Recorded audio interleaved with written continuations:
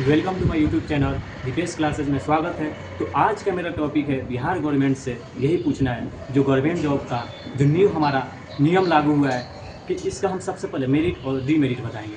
सबसे पहले हम ये आपकी चर्चा करेंगे कि इससे फ़ायदा क्या है, किन बच्चों को फ़ायदा है और किन बच्चों के घाटा है। तो फ़ायदा उन बच्चों के हैं कि जो बेरोजगार हैं बिहार में, कि उनके लिए क्या हुआ, कंपटीशन कम हुआ, वो तो खुश होंगे। लेकिन हाँ, जो बच्चे अगर जॉब पे हैं, जो भी अगर गवर्नमेंट एम्प्लॉय है, तो उनके लिए इस बात की दुखी है कि वो अगर वो बिहार पुलिस में हैं तो एसआई का फॉर्म नहीं भर सकते। वो उसी शर्त में भरेंगे, वो मात्र एक बार भरेंगे। ये हुआ क्यों? तो हुआ इसलिए कि ज़्यादा हमारे गवर्नमेंट एम्प्लॉय जो थे ज़्यादा एनओसी दे रहे थे, इसलिए हमारे गवर्नमेंट जो हमारे बिहार सरकार का जो गवर्नमेंट है, इसलिए इस नियम को लागू किया।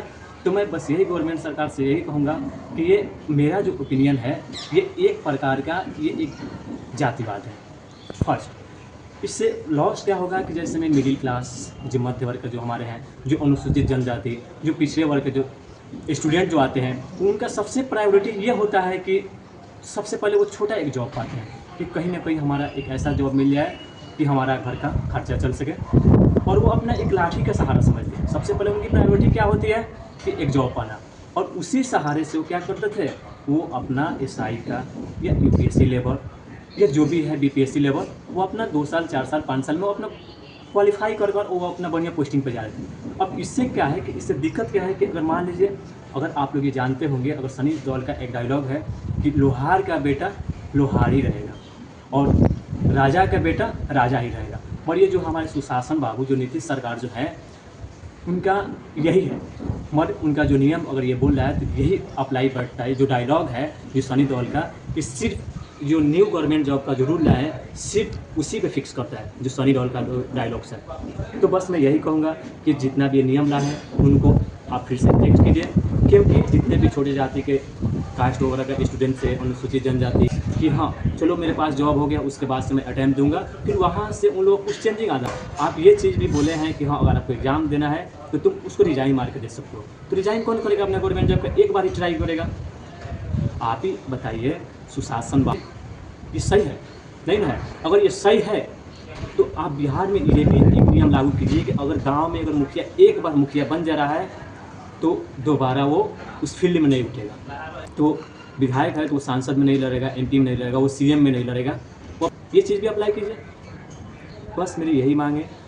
और जितना भी अगर मेरे विद्यार्थी यानी जितना भी मेरे जैसे स्टूडेंट अगर देख रहे हैं, उनका क्या ओपिनियन है इस बात पे और खुश हैं, तो उससे इस बात को भी अपना कमेंट में अपना बात को रख सकते हैं। कमेंट बॉक्स खुला है। बिहार गवर्नमेंट से पूछना चाहता हूँ कि ये मेरा ओपिनियन है, ये गलत हुआ है, क्योंकि हम लोग एक स्टूडेंट हैं और हम लोग सबसे पहले प्रायोरिटी क्या होता है कि हमको एक जॉब पाना, छोटा सा जॉब, और उसी के सहारे से हम लोग क्या करते थे, बड़ा पोस्टिंग पे जाते थे। लेकिन ये चीज़ तो आपने तो ख़त्म कर दिया। अब जितने भी हैं, अगर हम मान लीजिए एसटी से हैं, तो क्या मैं यूपीएससी की तैयारी कर सकता हूँ? और उतना पैसा होता तो फिर मैं बिहार पुलिस से क्यों तैयारी करता, कांस्टेबल जितना भी है, होमगार्ड का तैयारी क्यों करता, प्राइमरी स्कूल का टीचर का क्यों तैयारी करता? क्योंकि हमारे पास पहले से ही पैसा है। तो मैं या तो मैं अपना बिजनेस संभालता, मेरे गार्जियन का है, और नहीं तो मेरा यूपीएससी क्लियर होता, नहीं तो जेईई मेंस नीट वगैरह की तैयारी करता। उतना तो हमारे पास नहीं है।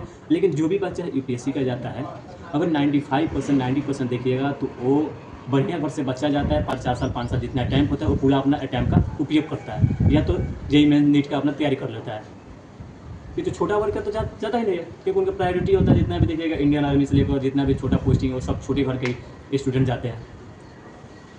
ये गलत है, सरासर गलत है। मैं इसका विरोध करूँगा।